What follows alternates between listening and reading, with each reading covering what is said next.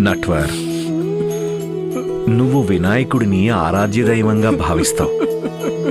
ఇది నీ తప్పు కాదు. దీంట్లో తప్పు కూడా ఏం లేదు. నువ్వు ఎవరినైనా నీ భగవంతుడిగా పూజించొచ్చు. అది నీ ఇష్టమే. అది నీ నమ్మకం. దాని గురించి నిన్ను ప్రశ్నించే అధికారం ఎవ్వరికీ లేదు. కానీ నువ్వు ఇప్పుడు వినాయకుడినే ఈ జగతికి ఆధారం అంటున్నావు కదా.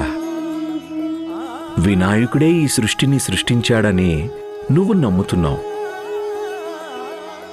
మరి నీ మనసులో ఈ భేదభావాలు ఎందుకు? నువ్విలా ఎందుకు అనుకోవడం లేదు?